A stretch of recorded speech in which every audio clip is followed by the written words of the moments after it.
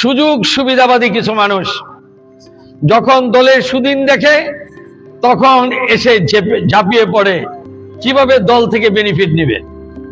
আবার যখন দুর্দিন আসে তখন মুখ লুকিয়ে পালিয়ে যায়, বিশ্বাসঘাতকতা করে, বেঈমানি করে। এমন মানুষ সমাজে অভাব পাবেন না। অর্থবিত্ত, তারা ভোগ বিলাসী জীবন যাপন করে। এরা সুযোগ বুঝে জনগণের কাছে আসে যে আমাদেরকে সেবা করার সুযোগ দেন, আমরা সেবা করতে চাই। আর সারা বছর কোথায় থাকেন? আমরা যারা রাজনীতি করি উদিন সুদিন নাই আমাদের, শীত গ্রীষ্ম বর্ষা হেমন্ত নয়, সব সময় থাকি। যখন সুদিন তখনও থাকি, যখন দুর্দিন তখনও থাকি।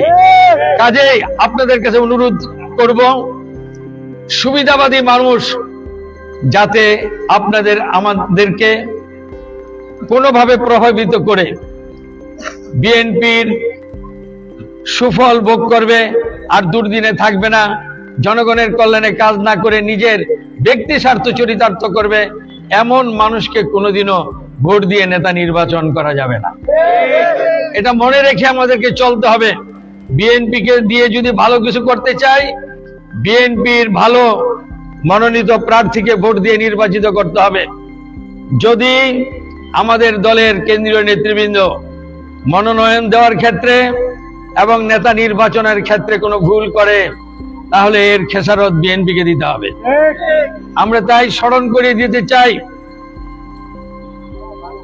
যখনই দুর্দিন হয়েছে, এই দুর্দিনে বিএনপির কে কান্ডারি হয়েছে, বিএনপির নেতা কর্মীর কে খোঁজখবর নিয়েছে, মানুষের পাশে গিয়ে কে দাঁড়িয়েছে, মানুষের সুখ দুঃখের সাথী সব সময় কে থাকে, সেরকম যাকে দিবে তাকে নিয়ে আমরা নির্বাচন করতে চাই, তাকেই ভোট দিয়ে আমরা নেতা নির্বাচিত করতে চাই, কিন্তু কোনো স্বার্থবাদীকে না।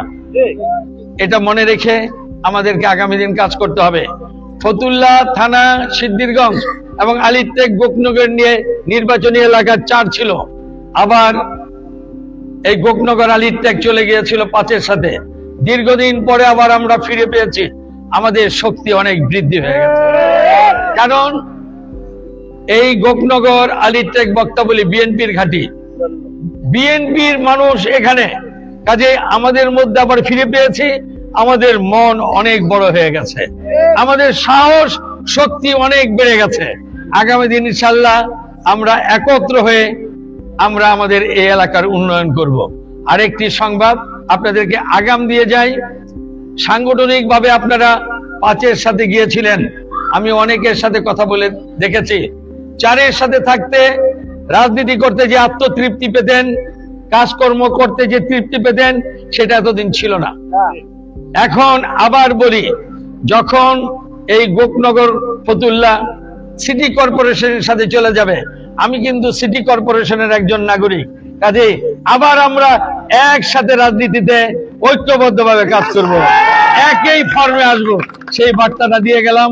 খুব বেশি দিন দূরে নয় যে আপনারা আমরা একই সাংগঠনিক কাঠামোতে এসে আগামী দিন ইনশাল্লাহ রাজনীতি করব।